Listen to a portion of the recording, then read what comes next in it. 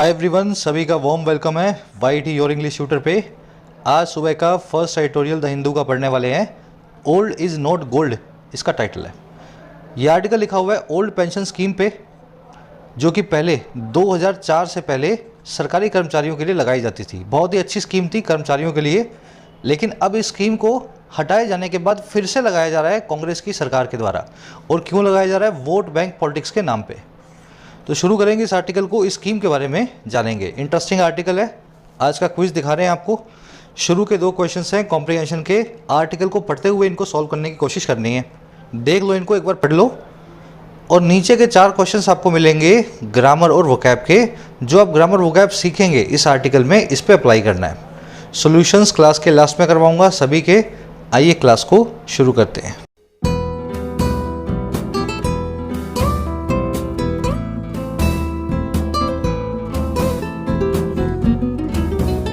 Alright, कह रहे जी old is not gold. कह रहे हमेशा हर पुरानी चीज़ गोल्ड नहीं होती। इंग्लिश में कहावत होती है ओल्ड इज़ गोल्ड, जो पुराना है वो गोल्ड के जैसा है, बहुत ही कीमती है। तो हमेशा हर पुरानी चीज़ गोल्ड के जैसी नहीं होती। जैसे कि ये ओल्ड पेंशन स्कीम है, अब इसको आप कीमती मत मानना, क्योंकि ये स्कीम देश के हित में नहीं है। Old is not gold. अब ये तो आपने छोटी सी कहावत थी वो पढ़ ली। ये जो गोल्ड है ना, इससे एक एरर का क्वेश्चन बनता है एग्जाम्स में, आपने देखा भी होगा। All what glitters is not gold. All what glitters is not gold. एक बार कोशिश करो अपने उससे लगा करके थोड़ा सा अपना कॉमन सेंस, सेंटेंस में क्या एरर आपको लगती है। सेंटेंस का मीनिंग ये होता है कि हर वो चीज़ जो ग्लिटर करती है, जो शाइन करती है, वो गोल्ड नहीं होती। हर चमकने वाली चीज़ सोना नहीं होती। चलो देखो, वैसे तो आप इसको टेक्निकली देखोगे तो भी पता लग जाएगा, नहीं तो वैसे बता देता हूँ मैं आपको। इसमें वट की जगह लगेगा दैट। और क्यों लगेगा भाई? इसलिए लगेगा क्योंकि वट एक ऐसा रिलेटिव प्रोनाउन है इंग्लिश में जिसका कोई एंटीसीडेंट नहीं होता। अगर इस सेंटेंस को ध्यान से देखो तो वट का एंटीसीडेंट बन रहा है ऑल। हर वो चीज़, ऑल, हर वो चीज़ जो चमकती है, वट ग्लिटर्स, वो सोना नहीं होती। तो हर वो चीज़ जो ऑल है ना, उसके लिए आया है वट। अगर इसके पास अपना एंटीसीडेंट है तो वट यहाँ पे गलत लगा हुआ है। वट के पास एंटीसीडेंट हो ही नहीं सकता। तो इस केस में हम क्या करते हैं, इस ऑल को देख करके वट की जगह पे दैट लगाते हैं, ताकि एंटीसीडेंट के साथ में जस्टिफाई कर सकें। तो याद रखने के लिए याद रख सकते हैं, और अगर लॉजिक से समझना है तो लॉजिक समझ सकते हैं कि दैट यहाँ पे क्यों लगेगा। क्लासिक क्वेश्चन है एरर का। अब आगे बढ़ते हैं इस टाइटल के, इस आर्टिकल के टाइटल पैराग्राफ को देखेंगे क्या कहना चाह रहा है।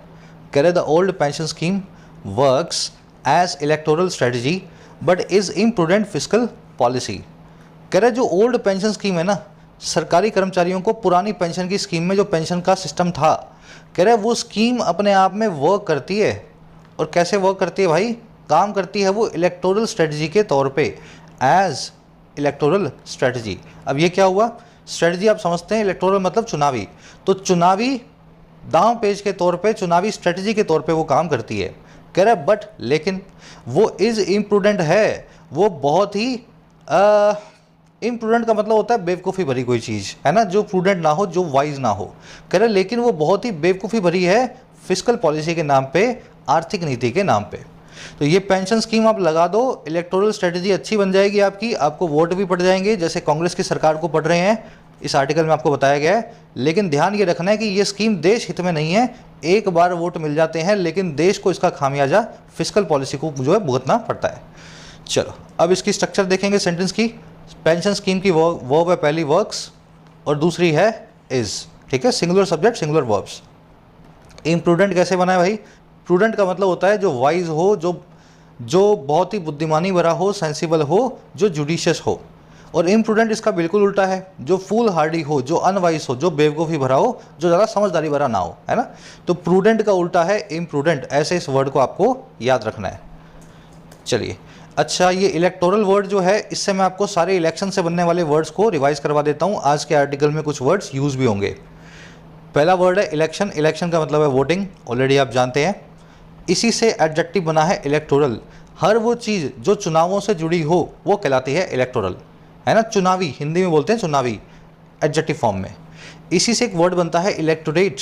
इलेक्टोरेट इसका मतलब होता है the group of voters in a constituency.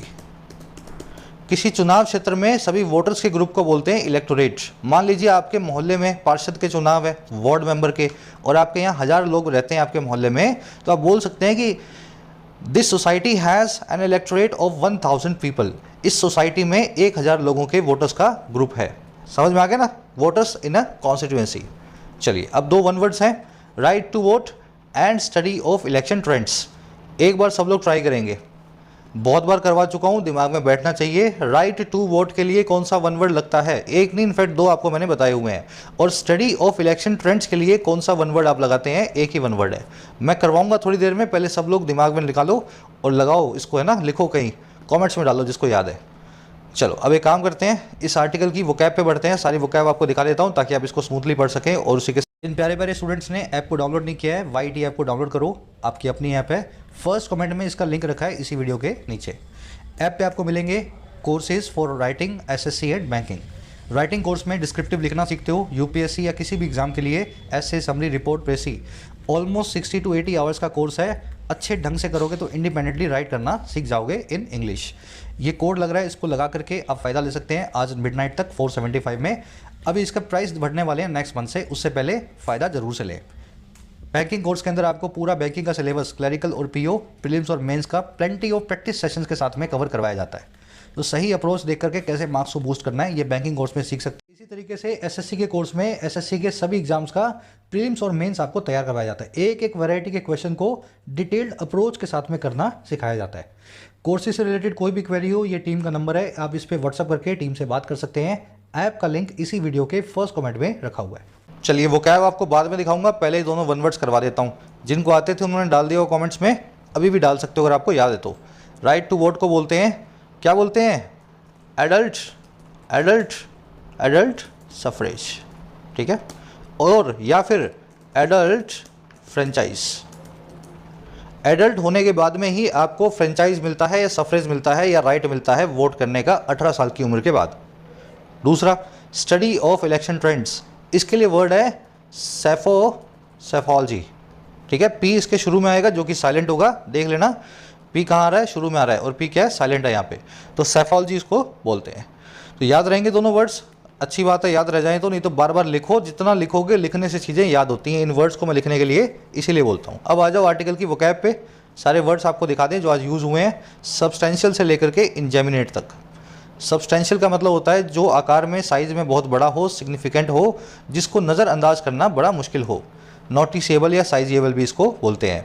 The effects of the lockdowns have been substantial, lockdowns के इफेक्ट्स जो हैं, असर जो हैं, वो रहे हैं बहुत ही नोटिसेबल, है ना, साइज में बहुत ही बड़े रहे हैं। अगला वर्ड है सर्कमस्पेक्ट, सब्सटेंशियल वर्ड आर्टिकल में आप देखेंगे, ठीक है। सर्कमस्पेक्ट, इसको मैंने आपको ब्रेक करके बताया हुआ। सर्कम मतलब चारों तरफ, स्पेक्ट मतलब देखना, स्पेक्शन करना। अगर आप चारों तरफ देखते हो ना बार बार, तो आप क्या हो? बहुत ही चौकन्ने किस्म के आदमी हो, बहुत ही केयरफुल और कॉशियस टाइप के पर्सन हो।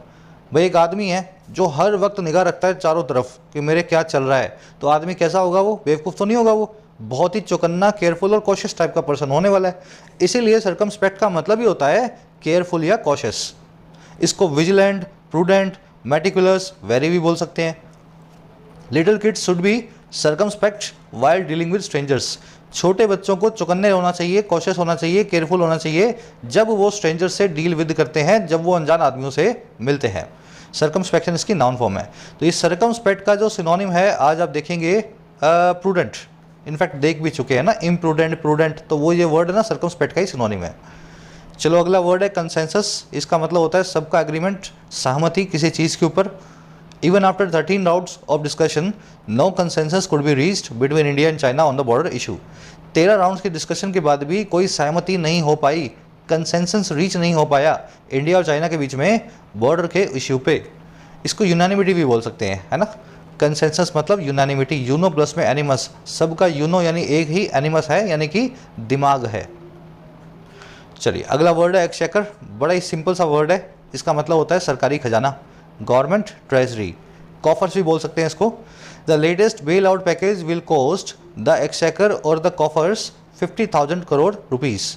जो सबसे नया आने वाला बेल आउट पैकेज है वो कॉस्ट करेगा, वो कीमत डालेगा सरकारी खजाने पे, एक्सचेकर पे या कॉफर्स पे 50,000 करोड़ रुपए की। ये वर्ड आर्टिकल में आएगा।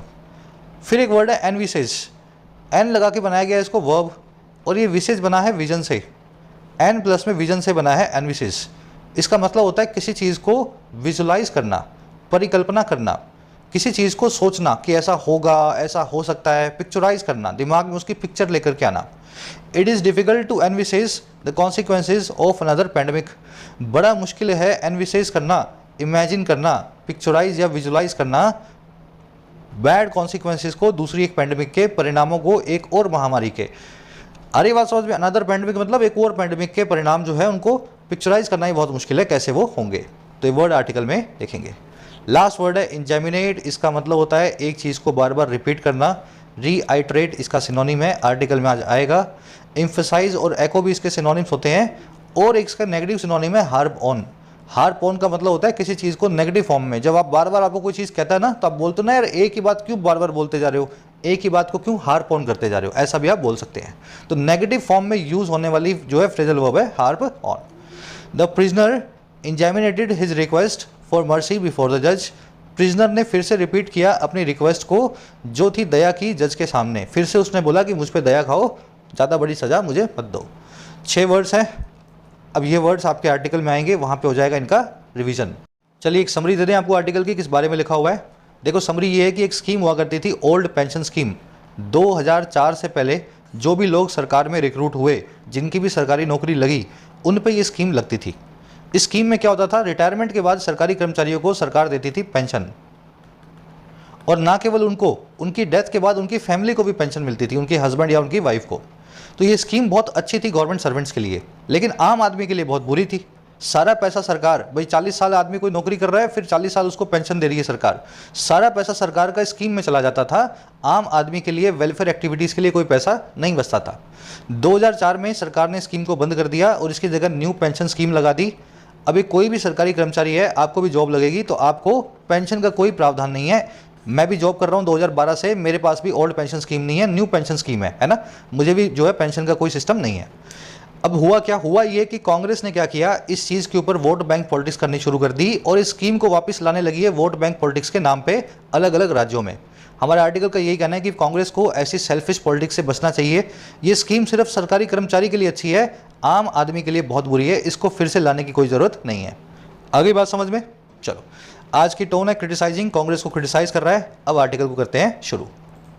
कह रहा है जी, with the freshly minted chief minister of Himachal Pradesh Sukhvinder Singh Sukhu reiterating that the old pension scheme या OPS will be restored by the newly elected Congress-led government.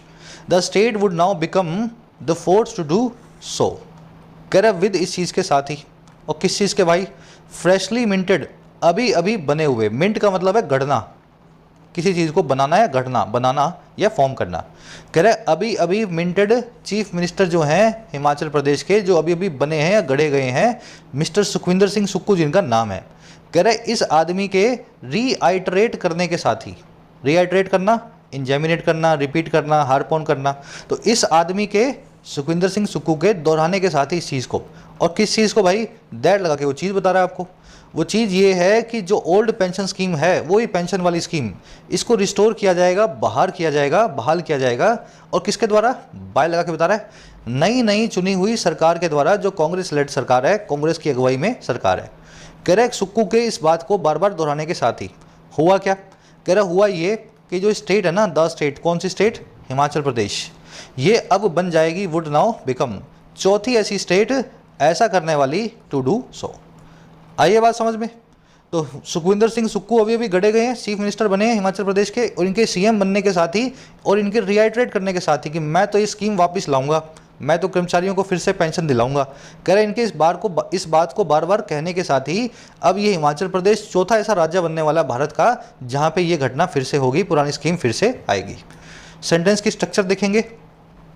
अब देखो ये जो है ना, ये पूरा है फ्रेज है ना, prepositional phrase, with this thing doing that, with Sukhvinder Singh Sukhu reiterating. इसमें कोई सब्जेक्ट नहीं है, कोई वर्ब नहीं है, सब्जेक्ट वर्ब शुरू होते हैं यहाँ पे। ओल्ड पेंशन स्कीम आपका सब्जेक्ट है, विल बी रिस्टोर्ड इसकी वर्ब है, पैसिव वॉइस लगा हुआ है, बी प्लस में वर्ब की थर्ड फॉर्म, रिस्टोर का मतलब होता है बहाल करना, रीस्टैब्लिश करना, रीइंस्टेट करना, पुरानी अवस्था में लाना, इसको कॉल्ड रिस्टोर करना। स्टेट की वर्ब है वुड बिकम। और कुछ देखने वाला है इसमें? रीआइट्रेट आपने देख लिया, किसी चीज़ को बार बार कहना, रिपीट करना। रीइंस्टेट या इंजैमिनेट करना। इंजैमिनेट एक एडवांस वर्ड है, बार बार इसीलिए बोल रहा हूँ मैं ताकि इस वर्ड को आप दिमाग में बिठा सकें। इंजैमिनेट, है ना। चलो, ये मिंट नाम का वर्ड आप सिक्के के साथ में, कॉइन के साथ में देखेंगे। मिंट का मतलब होता है गढ़ना, किसी कॉइन को। इन्होंने सीएम के साथ लगा दिया है, लेकिन कम ही आता है वर्ड किसी और वर्ड के साथ सिवा कॉइन के। तो याद रखना इस वर्ड को, क्लोज टेस्ट में काम आएगा। सिक्कों के साथ में मिंट नाम का वर्ड यूज़ किया जाता है। सिक्के को जब मशीन में गढ़ते हैं ना तो मिंट करते हैं हम। चलो आगे बढ़ते हैं। It is no surprise that the promise of the return of OPS और old pension scheme, it guarantees pension at 50% of the last drawn basic pay, boosted the beleaguered party as government employees and retirees form a significant portion of the hilly states electorate। वही बात हुई, कह रहा है it is no surprise, कोई भी surprise नहीं है, कोई भी हैरानी की बात नहीं है। कौन सी बात भाई? दैट वही है कि जो प्रॉमिस है, जो वादा है OPS की रिटर्न का, ओल्ड पेंशन स्कीम के फिर से लाए जाने का। अब देखो बीच में क्या बता रहा है, इस स्कीम के बारे में बता रहा है। कह रहा है इट गारंटीज, ये स्कीम गारंटी करती है पेंशन को। और कितनी? ये पेंशन होगी 50% आपकी लास्ट ड्रॉन बेसिक पे के। मान लीजिए लास्ट आपकी बेसिक थी 1 लाख रुपए, लास्ट सैलरी आपकी रिटायरमेंट से पहले, तो 50,000 रुपये की पेंशन आपको लाइफ टाइम मिलती रहेगी। तो कह रहा है ये जो कोई सरप्राइज़ नहीं है कि जो प्रॉमिस है ना इसकी पेंशन की रिटर्न का, स्कीम की रिटर्न का, जो ऐसी इस टाइप की स्कीम है, कह रहा है इसने बूस्ट कर दिया, इसने बढ़ावा दे दिया हर तरफ से फंसी हुई इस पार्टी को, बिलेगर्ड पार्टी को। बिलेगर्ड मतलब मुश्किलों में फंसी हुई हर तरफ से। और कैसे हुआ? कह रहे क्योंकि एस जो सरकारी कर्मचारी हैं, गवर्नमेंट एम्प्लॉयज़ हैं जो अभी नौकरी कर रहे हैं, और जो रिटायरीज हैं जो नौकरी छोड़ चुके हैं, कह रहा है ये फॉर्म करते हैं, बनाते हैं एक सिग्निफिकेंट पोर्शन को, एक बहुत बड़े हिस्से को इस हिली स्टेट के, इस पर्वतीय स्टेट के, राज्य के इलेक्टोरेट के। इलेक्टोरेट मतलब ग्रुप ऑफ वोटर्स, ऊपर ही करवाया था ना वर्ड आपको, किसी एरिया के सभी वोटर्स के ग्रुप को बोलते हैं इलेक्टोरेट। तो इस हिली स्टेट के, इस पहाड़ी क्षेत्र के सभी वोटर्स के ग्रुप का एक बहुत बड़ा हिस्सा है सरकारी कर्मचारी और रिटायरमेंट होने वाले लोग। आसान सेंटेंस है, जो बीच में डैश डैश पढ़े हैं इससे थोड़ा कन्फ्यूजन हो रहा है, इसको अलग कर दो, बाकी का सेंटेंस पढ़ लोगे तो याद रह जाएगा, है ना। इट की वर्ब है इज, प्रॉमिस की वर्ब है बूस्टेड। देखो प्रॉमिस की वर्ब है बूस्टेड, एम्प्लॉइज और रिटायरीज की वर्ब है फॉर्म। बिलेगर्ड मतलब हर तरफ से घिरा हुआ परेशानियों से, इन ट्रबल या सराउंडेड। कांग्रेस ऐसी ही है ना, कहीं वोट नहीं पड़ रहे हैं, हर तरफ से घिरी हुई है परेशानियों से, तो ऐसे काम करने पड़ते हैं कांग्रेस को। इट की वर्ब है गारंटीज। चलो अब और आगे बढ़ते हैं। आगे कह रहा है जी, अ लोक नीति CSDS post pole survey supported the fact that awareness 70% of those surveyed and support for the Congress's promise was high, possibly playing a role in the party pipping the BJP to poll position। देखो बहुत लंबा sentence है, इतना ही पढ़ लेते हैं, बाकी का बाद में पढ़ेंगे। कह रहे जी एक पोस्ट पोल सर्वे आया था। पोस्ट पोल सर्वे क्या होता है? ऐसा सर्वे जो पोलिंग के बाद हुआ हो, इलेक्शंस के बाद। और किसने करवाया था? लोक नीति CSDS नाम की इस ऑर्गेनाइजेशन ने। कह रहा है इसका जो सर्वे था ना, इसने भी सपोर्ट किया इस फैक्ट को, इस तथ्य को, इस स्टेटमेंट को। दैट वो ये कि जो अवेयरनेस थी और जो सपोर्ट था, अवेयरनेस कितनी थी? 74% जो सर्वे लोग किए गए थे उनको 74% को ये बारे में पता था कि कांग्रेस की सरकार जो है स्कीम वापस लाएगी। और सपोर्ट जो था, और किसके लिए? कांग्रेस के वादे के लिए, कांग्रेस के प्रॉमिस के लिए, वो बहुत ही हाई था, वॉज हाई। आ रही ना बात समझ में? मान लीजिए 100 लोगों का सर्वे लिया गया, तो 74 को पता था कि ये स्कीम वापस आ रही है, कांग्रेस का ये वादा है, तो इसका अवेयरनेस बहुत था और सपोर्ट भी बहुत हाई था। 100 में से 70 ने, यानी 74 में से 70 ने ये भी बोल दिया बहुत अच्छी बात है, लानी भी चाहिए। तो ये सर्वे से हमें पता लगा कि कांग्रेस को वोट इसलिए पड़े हैं इस स्कीम की वजह से। अब आगे कह रहे हैं पॉसिबल तौर पे प्ले करते हुए, निभाते हुए एक रोल को, एक भूमिका को, इस कांग्रेस पार्टी के पिप कर देने को बीजेपी को पोल पोजीशन के लिए। पिप समवन टू पोल पोजीशन एक फ्रेज होता है इंग्लिश में। पिप का मतलब होता है बराबरी की टक्कर देना, और पोल पोजीशन का मतलब होता है ऐसी पोजीशन जो मोस्ट फेवरेबल हो किसी जंग से पहले, बाद में नहीं, दौरान नहीं, जंग से पहले एक मोस्ट फेवरेबल कंडीशन होती है ना, वो कहलाती है पोल पोजीशन। तो यही हुआ, कह रहे इस स्कीम की अवेयरनेस सपोर्ट की वजह से ही कांग्रेस जो है ना बीजेपी को बराबरी की टक्कर दे पाई, पिप कर पाई। और कौन सी बीजेपी? वो बीजेपी जो पोल पोजीशन के लिए खड़ी थी। आ रही बात समझ में? अब आगे देखो इस डैश के बाद, कह रहे there was a single percentage point difference between them, कह रहे सिर्फ एक सिंगल परसेंटेज पॉइंट डिफरेंस था इन दोनों के बीच में, बहुत ही थिन मार्जिन से बीजेपी को कांग्रेस ने हराया है। तो पिप करने का मतलब ये होता है बहुत कांटे की टक्कर देना और थोड़े से मार्जिन से किसी को हरा देना। अच्छा सेंटेंस है, लंबा बना हुआ है। अब इसकी स्ट्रक्चर देखेंगे। सर्वे की वर्ब है रिपोर्टेड, अवेयरनेस और सपोर्ट की वर्ब है वॉज। दोनों को आपने कंबाइंड नाउन बना दिया है। याद है ना, bread and butter, science and technology, time and tide, वैसे ही अवेयरनेस एंड सपोर्ट। इस तरीके से इसने सिंगुलर वर्ब दी हुई है, इनको कॉमन थीम का नाउन मान करके। टेक्निकली तो एंड लगा हुआ है दोनों के लिए, वॉज आना, वर आना चाहिए वॉज की जगह, है ना। समझ गए ना वॉज क्यों लगा है। अच्छा, डिफरेंस की वर्ब है वॉज, देर से क्लोज शुरू हुआ है इसलिए डिफरेंस को यानी सब्जेक्ट को वर्ब के बाद रखा गया है। पिप समवन टू पोल पोजीशन का मतलब यही होता है, या यूं समझ लो पिप समवन का मतलब होता है किसी को कांटे की टक्कर देना। चलो, कह रहा है जी government staff seem to prefer the scheme as it allows them to avert their contribution of 10% of their basic pay and dearness allowance towards the employee pension funds। कह रहे सरकारी लोग जो हैं, गवर्नमेंट स्टाफ जो हैं आपके और मेरे जैसे, वो कोशिश करते हैं या दिखाई देते हैं प्रीफर करते हुए इस स्कीम को वो बहुत ज़्यादा प्रेफरेंस देते हैं। उनको लगता है कि ये स्कीम अच्छी है। क्यों ऐसा भाई? कह रहा है क्योंकि ये स्कीम अलाउ करती है हम सभी को, गवर्नमेंट स्टाफ को, कि हम अवॉइड कर सकें, बच सकें। और किससे बच सके भाई? हमारे उस कंट्रीब्यूशन से जो है हमारी 10% ऑफ बेसिक पे और डीए का। और ये कंट्रीब्यूशन कहाँ जाता है? हमारे पेंशन फंड के अंदर। तो इस स्कीम में ये होता है, मान लो 100 रुपया सैलरी मिलती है ना, तो 10 रुपया तो सरकार पहले ही काट लेती है, पेंशन फंड में डाल देती है। तो सभी गवर्नमेंट स्टाफ वाले जो हैं बचना चाहते हैं कि ये क्या खराब सी स्कीम बना दी, पेंशन आप दोगे नहीं और 10% हमारा काटे जा रहे हो पेंशन के नाम पे। तो सभी चाहते हैं कि ये स्कीम जो है बंद हो जाए। कह रहा है ये ऐसा ही हो रहा है as envisaged in the new pension scheme NPS since inception in 2004। कह रहा है ये बिल्कुल एनविसेज हुआ है, जैसा विजुलाइज हुआ है नई वाली स्कीम में, एनपीएस में, जब से ये इंसेप्शन हुआ, इसका शुरू हुई है, बिगिनिंग हुई है सन 2004 में। तो 2004 से 1 जनवरी 2004 से जिनकी भी नौकरी लगती है वो नई स्कीम के हिसाब से जो है चलते हैं। समझ में आ गया ना सेंटेंस? स्टाफ की वर्ब है सीम, स्टाफ की वर्ब है सीम, इट की वर्ब है अलाउस। अलाउ का मतलब है किसी को इजाज़त देना, अवॉइड का मतलब होता है किसी से, मतलब किसी काम को होने से रोकना। सब लोग चाहते हैं गवर्नमेंट वाले कि हमारा 10% कटना बंद हो जाए, कैसे भी इस चीज़ को हम अवॉइड करें। एनविसेज, विजुलाइज, पिक्चराइज, इमेजिन्ड, याद है ना वर्ड, एन प्लस में विजन से बनाए। इंसेप्शन का मतलब होता है बिगिनिंग या स्टार्ट।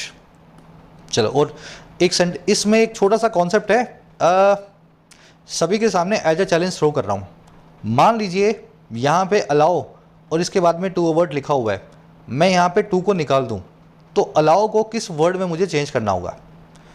थोड़ा दिमाग लगाओ, एक क्वेश्चन दे रहा हूँ आपको मैं सेंटेंस इंप्रूवमेंट का। इस टू को अगर मुझे निकालना हो, मान लीजिए इस टू को मैं यहाँ से निकाल दूँ, तो अब मुझे सेंटेंस में अलाउ को कौन से वर्ड में चेंज करना होगा ताकि सेंटेंस ग्रामेटिकली सही रहे? कोशिश करना सभी कमेंट्स में, थोड़ी देर में आपको बता दूंगा मैं। अब आगे बढ़ते हैं। कह रहा है but concomitantly reverting to OPS will tax the state's exchequer.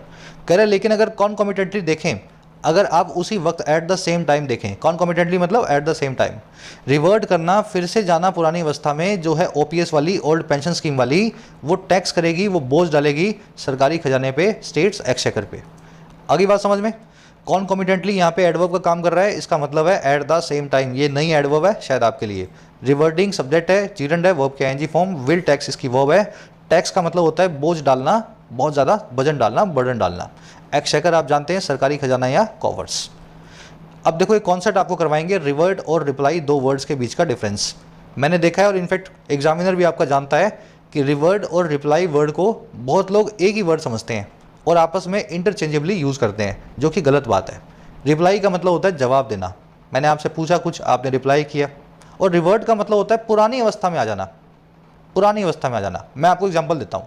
आप पहले बहुत मोटे थे, 95 आपका वेट था, फिर आपने एक्सरसाइज की, 75 पे आ गए 2 साल में। फिर आपको 1 साल जो है एक्सरसाइज का वक्त नहीं मिला, आपने कुछ एग्जाम दिया, अब आप फिर से 96 पे आ गए हो। तो आप बोलो कि मैं रिवर्ट हो गया हूँ अपनी पुरानी पोजीशन में। समझ रहे हो? टू गो बैक और to convert, get converted into an old state is called to be revert. तो रिप्लाई और रिवर्ट का आपस में कोई कनेक्शन नहीं है, ये दोनों अलग अलग वर्ड्स हैं। कुछ लोग रिप्लाई देने के लिए भी रिवर्ट नाम का वर्ड यूज कर देते हैं, जैसे द अक्यूज्ड रिप्लाइड या रिवर्टेड टू ऑल क्वेश्चंस कामली। अभियुक्त ने जवाब दिया सभी सवालों का बड़े शांति से, काम तरीके से, कामली। अब कुछ लोग पता है क्या बोलते हैं? वो बोलेंगे accuse reverted reverted to all questions, है ना। मैं आपको थोड़ी देर में रिवर्ट करता हूँ, ऐसे नहीं होता, रिवर्ट वर्ड ही कुछ हो रहा है, ऐसे आप रिवर्ट नहीं कर सकते, आप रिप्लाई करोगे। तो ये जो रिवर्ट वर्ड है ना गलत हो जाएगा, यहाँ पे आपको लिखना चाहिए the accused replied to answer questions, जो है ऑल क्वेश्चंस कामली। चलो अगला वर्ड देखो, after her divorce she replied या reverted to her drinking habits. अपने डिवोर्स के बाद में, तलाक के बाद में, वो अपनी पीने की जो हैबिट थी उसकी तरफ फिर से चली गई। भाई शादी से पहले पीती थी, शादी हो गई तो पीना बंद कर दिया, तलाक के बाद फिर से पीना शुरू कर दिया। तो इसने क्या पुरानी अवस्था में आने की कोशिश की, जो पहले किया करती थी वैसा ही कर रही है। तो यहाँ पे रिवर्ट वर्ड बिल्कुल सेट बैठेगा, ठीक है। तो ये मोटे पतले वाला सिस्टम याद रखना, वहाँ से कहानी आपको हमेशा रिवर्ट वर्ड की याद रहेगी। मोटे थे, पतले हो गए, फिर वापस मोटे हो गए, तो आप रिवर्ट हो रहे हो इन योर ओल्ड स्टेज। तो इन दोनों वर्ड के बीच का डिफरेंस देखना है, आज के क्विज में आपसे पूछा जाएगा। कह रहा है जी आगे, data show that pension payments from form nearly 25.6% of states on tax revenue, 80% for Himachal, but fall to close to a still substantial 12% of the total revenue receipts of the states।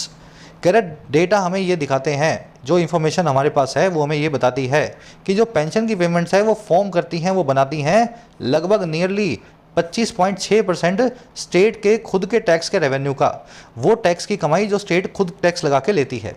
तो 25% जो है ना tax जो state कमाती है वो सिर्फ सरकारी कर्मचारियों को पेंशन देने में चला जाता है। बेसिक सैलरी वैलरी वो तो अलग चीज़ है, जो जॉब में है वो तो छोड़ दो आप, जो रिटायर हो गए ना उनके पेंशन में ही सरकार अपना 1/4 पैसा दे देती है। और कह रहा है हिमाचल के केस में तो ये 80% है, 80% फॉर हिमाचल। कह रहा है लेकिन ये फॉल करते हैं, यही पेंशन पेमेंट्स फॉल कर जाती हैं, गिर जाती हैं, और कहाँ तक, लगभग क्लोज टू या नियर बाय एक स्टिल अभी भी बहुत बड़े आंकड़े के, सब्सटेंशियल आंकड़े के, जो है 12% का, और किसका, टोटल रेवेन्यू रिसिप्ट्स का, स्टेट की सारी कमाई का, सारी रेवेन्यू रिसिप्ट्स का। तो खुद के टैक्स जो स्टेट लगाती है उसका 25% जो है पेंशन की पेमेंट में जाता है ऑन एवरेज भारत में। सभी स्टेट्स की यहाँ पे बात हो रही है एवरेज लगा के। और अगर स्टेट की खुद के टैक्स की बात ना भी करो, सारा टैक्स स्टेट का जोड़ लो, भाई टैक्स के अलावा भी तो और भी कमाइयाँ करते हैं ना स्टेट्स, तो उसका भी 12% ये मतलब जो है पेंशन की पेमेंट में जाता है। हिमाचल के प्रदेश में तो 80% तक ये आंकड़ा चला जाता है। डेटा की वर्ब है शो, पेंशन पेमेंट्स की वर्ब है फॉर्म एंड फॉल, फॉल है दूसरी वर्ब, फॉर्म है पहली वर्ब। चलो कह रहे along with wages and salaries of government staff the burden set to be quite high. कह रहे साथ ही साथ उस वेजेस के और सैलरीज के जो गवर्नमेंट स्टाफ की है, जो लोग अभी पेंशन नहीं ले रहे हैं, जो अभी सैलरी पे काम कर रहे हैं, रिटायर होना बाकी है, यही बर्डन जो है सेट हो जाती है, इस सेट कि ये बहुत हाई हो, क्वाइट हाई हो। चलिए अब नेक्स्ट पैराग्राफ पे बढ़ेंगे, देखेंगे इस पेंशन स्कीम को कांग्रेस लगाती क्यों है बार बार। पर्सनली मेरी ओपिनियन पूछेंगे तो ओल्ड पेंशन स्कीम बहुत ही बुरी पेंशन स्कीम है। ऑल्दो मैं गवर्नमेंट एम्प्लॉई हूँ, मेरे लिए बहुत अच्छी स्कीम है ये, लेकिन ओवरऑल इकोनॉमी के लिए स्कीम अच्छी नहीं है। इस स्कीम को लगा दोगे ना तो फिर से गरीबी के गर्त में चला जाएगा देश, पेंशन ही बांटती रह जाएगी सरकार, सरकारी वालों को, आम आदमी के लिए कुछ नहीं बचेगा। चलिए कह रहा है states reverting to old pension scheme can achieve some short term gains as they need not put up the matching contribution of 10% towards employee pension benefits। कह रहे जो स्टेट्स हैं जो रिवर्ट टू कर रही हैं, अब रिवर्ट टू करना मतलब पुरानी अवस्था में आना, जो फिर से लौट रही हैं ओपीएस की तरफ, पुरानी वाली स्कीम की तरफ, ओल्ड पेंशन स्कीम की तरफ, वो अचीव कर सकती हैं कुछ शॉर्ट टर्म गेन्स को, कुछ नियर टर्म्स में मुनाफों को। और कैसे, कह रहे क्योंकि एज अब उनको ज़रूरत नहीं है, दे नीड नॉट कि वो पुटअप करें, वो प्रोवाइड करें उस मैचिंग कंट्रीब्यूशन को, उस बराबरी के योगदान को, जो है 10% का, और किसकी तरफ होगा ये, एम्प्लॉय के पेंशन फंड्स की तरफ। तो नई पेंशन स्कीम में क्या होता है, जैसे मेरी सैलरी में से 10 रुपये सरकार खुद ही काट लेती है और मेरे पेंशन फंड में डाल देती है, और सरकार खुद अपनी जेब से 10 रुपये भी डालती है, तो 10 और 10 20 रुपये सरकार इस फंड में डालती है, 10 मुझसे लेती है, 10 खुद से डालती है। तो ये जो 10 है ना अब सरकार को नहीं देने पड़ेंगे, क्योंकि अब ओपीएस आ जाएगी, ओपीएस में सीधी सरकार पेंशन ही देगी, ये 10 काटना मेरा और आपका है ना, ये सब बंद हो जाएगा। तो ओपीएस से शॉर्ट टर्म में कुछ फायदा हो सकता है, क्योंकि एक बार सरकार को 10% देना नहीं पड़ेगा। आगे बात समझ में, स्टेट्स की वर्ब है कैन अचीव, दे की वर्ब है नीड नॉट पुट अप। यहाँ पे सेमी मॉडल तरीके से नीड नाम की वर्ब को यूज़ किया गया है। आज ये कॉन्सेप्ट नहीं करवा पाऊंगा, लंबी हो जाएगी क्लास, जब भी अब नेक्स्ट क्लास होगी ना उसमें नीड वर्ड को देखेंगे और वहाँ पे इस कॉन्सेप्ट को करेंगे, क्योंकि यहाँ पे टू नहीं लगाया गया, नीड नॉट टू पुटअप नहीं लिखा गया, नीड नॉट पुटअप लिखा गया है। पुटअप का मतलब होता है दो, पहला मतलब होता है किसी चीज़ को कंस्ट्रक्ट करना, किसी बिल्डिंग को, किसी इमारत को, दूसरा मतलब होता है प्रोवाइड करना। तो यहाँ पे प्रोवाइड करने वाले मीनिंग की बात हो रही है पुटअप नाम की फ्रेजल वर्ब की। कह रहे जी but with a growing population the burden of payments will fall on future generations. कह रहे लेकिन एक ग्रे होती हुई पॉपुलेशन के साथ में, ग्रे का मतलब है जो एजिंग कर रही हो, जो बूढ़ी हो रही हो, जिसके बाल सफ़ेद हो रहे हो, ग्रे हो रहे हो। कह रहे लेकिन बूढ़ी होती हुई आबादी के साथ में देश की जो बर्डन है इन पेमेंट्स की, ये फॉल करेगी आने वाली जनरेशन्स पे। आज से 20 साल बाद जो सरकार बनेगी, जो लोग बैठे होंगे पीएम सीएम बने होंगे, वो सर खुजा रहे होंगे कि पैसा दे तो दे कहाँ से, पेंशन का। बर्डन की वर्ब है विल फॉल। ग्रेइंग मतलब ओल्ड होती हुई या एज करती हुई। कह रहे an argument can be made for enhancing state revenues by further taxation to fund the scheme. कह रहे एक आर्ग्यूमेंट को मेक किया जा सकता है, एक दलील ये भी दी जा सकती है, और किस चीज़ की, इन्हांस करने की, स्टेट के रेवेन्यू को, स्टेट की कमाई को, और कैसे, और आगे फर्दर करके टैक्सेशन को, और बढ़ा करके टैक्स को, ताकि फंड किया जा सके इस स्कीम को। तो ये आर्ग्यूमेंट भी कुछ लोग देते हैं कि हर आदमी पे टैक्स लगाना शुरू कर दो और ज़्यादा, है ना, जीएसटी और बढ़ा दो, आम आदमी से पैसा लो और स्कीम में डालते रहो ताकि सरकारी लोगों को पेंशन मिलती रहे। ऐसा आर्गुमेंट भी कुछ लोग देते हैं। आर्गुमेंट की वर्ब है कैन बी मेड। कह रहे the NPS that has been in place and which allows employees to contribute to their pension corpus from their salaries with matching contribution from the government is more robust. इतना ही पढ़ेंगे और लंबा आगे sentence, है ना।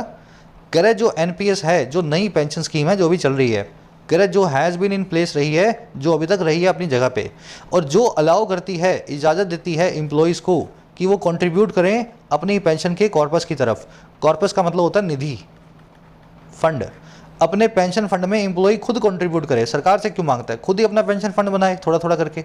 और कहाँ से बनाए, अपनी सैलरी में से, और जिसमें मैचिंग कंट्रीब्यूशन देगी, जिसमें बराबरी का कंट्रीब्यूशन देगी सरकार। 10% तू डाल, 10% सरकार डालेगी, है ना। तो आपका खुद का पेंशन फंड आप खुद ही तैयार कर लोगे सरकार की मदद से। कह रहे ये जो एनपीएस है ना, एनपीएस इज मोर रोबस्ट, ये ज़्यादा मजबूत है। अच्छा क्यों मजबूत है भाई, कह रहा है as this corpus is invested through pension fund managers and is the states burden. कह रहे क्योंकि ये निधि जो है, ये कॉर्पस जो है, ये जो फंड है, इसको इन्वेस्ट किया जाता है, निवेश किया जाता है पेंशन फंड मैनेजर्स के द्वारा, और ये ईज करता है, आसान बनाता है राज्य की बर्डन को, राज्य की जिम्मेदारी को। तो एनपीएस में इसलिए राज्य जिम्मेदारी से मुक्त हो जाता है। एम्प्लॉय खुद अपना कंट्रीब्यूशन देगा, सरकार उसमें बराबरी का कंट्रीब्यूशन दे देगी, सरकार उसको इन्वेस्ट कर देगी, 20-50 साल बाद वही पेंशन देने लायक हो जाएगा आपका फंड। चलो स्ट्रक्चर देखेंगे। एनपीएस की वर्ब है is, NPS is more robust, robust का मतलब है मजबूत। दैट की वर्ब है हैज़ बीन, इन प्लेस मतलब अंडर इम्प्लीमेंटेशन।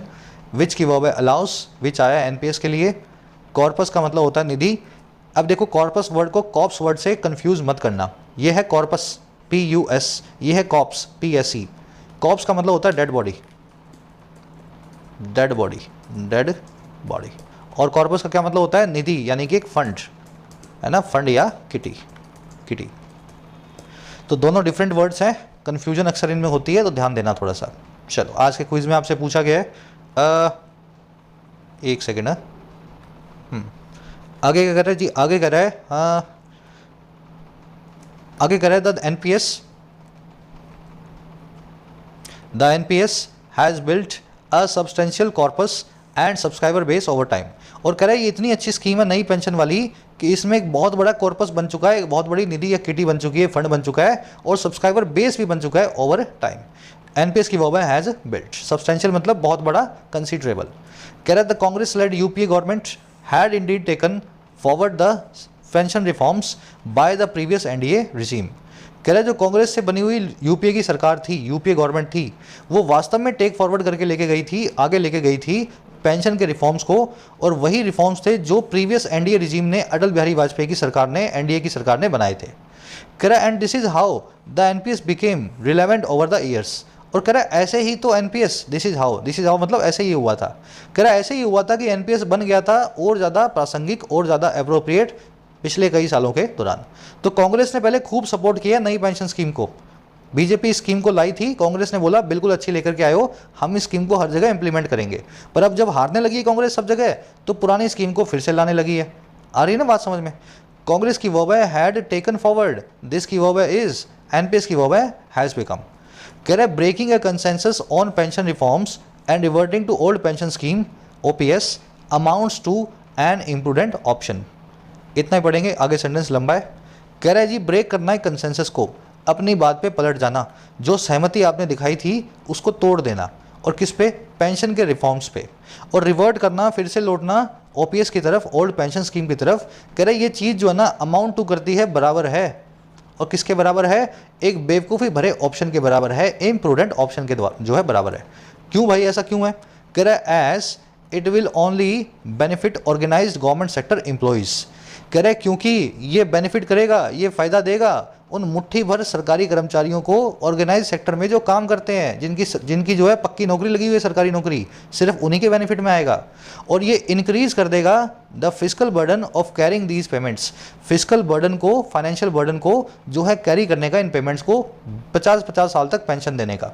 और साथ ही साथ ये and take up a significant portion of the states budget, take up कर जाएगा, खा जाएगा सिग्निफिकेंट पोर्शन को, बहुत बड़े हिस्से को किसी भी राज्य के बजट के। कह रहा है एंड तो नहीं लगा हुआ, कोमा लगा हुआ है, thereby curtailing its outlay on general welfare as a whole. कह रहा है इस प्रकार से कर्टेल करते हुए, देयर बाय मतलब इस प्रकार से काट छांट करते हुए स्टेट के आउटलेज को, स्टेट के खर्चे को जो है लोगों की भलाई पे, जनरल वेलफेयर पे एज ए होल। लंबा सेंटेंस है पर बहुत आसान है, एक बार रिपीट कर रहा हूँ फिर स्ट्रक्चर बता दूंगा। कह रहा है जी अपनी बात से फिर जाना, कांग्रेस को बोल रहा है ब्रेक करना अपनी कंसेंसस को, और किस पे, पेंशन रिफॉर्म्स पे। पहले तो आपको अच्छे लगे थे रिफॉर्म्स, अब आप कह रहे हो कि ये अच्छे नहीं है, आप इसको हटा रहे हो। और रिवर्ट करना, फिर से लौट जाना पुरानी पेंशन स्कीम पे। कह रहा है ये जो दोनों काम है ना, ये अमाउंट होते हैं, बराबर हैं एक बेवकूफ़ी भरे ऑप्शन के। कह रहा है क्यों, कह रहा है क्योंकि ये जो काम आप कर रहे हो ये सिर्फ फ़ायदा पहुंचाएगा मुट्ठी भर सरकारी कर्मचारियों को जो ऑर्गेनाइज्ड गवर्नमेंट सेक्टर एम्प्लॉयज़ हैं, जिनकी पक्की सरकारी नौकरी है, पर ये बढ़ा देगा फाइनेंशियल बोझ को, बर्डन को, इन पेमेंट्स को कैरी करने का। और ये ले जाएगा, खा जाएगा, टेकअप कर जाएगा बहुत बड़े हिस्से को स्टेट के बजट के। और इस प्रकार से ये कर्टेल करवा देगा, या कर्टेल करते हुए सरकार के या स्टेट के इट के आउटले को, खर्चे को जो है आम आदमी की भलाई पे, जनरल वेलफेयर पे, कुल मिलाकर के एज ए होल। समझ में आ गया सेंटेंस, पूरी मीनिंग आपको अच्छे से आना चाहिए कि क्या लिखा हुआ है। फिर आता है ग्रामर, तो है ना, ब्रेकिंग रिवर्टिंग की वर्ब है अमाउंट्स टू।